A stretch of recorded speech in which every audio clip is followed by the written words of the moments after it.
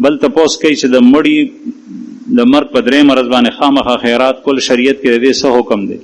نه فرض دی نه واجب دی، او چې دا څوک سنت او کار ثواب ګڼي نو جایز نه دی بلکې بدعت دی، ځکه چې د رسول الله صلی الله علیه وسلم نه ثبوت نشته. البته بغیر د درې نه یو وخت کې یو سړی زړه کې رااله چې راشه مور پسې خیرات وکړه، پلار پسې خیرات وکړه، نو دا کېږي.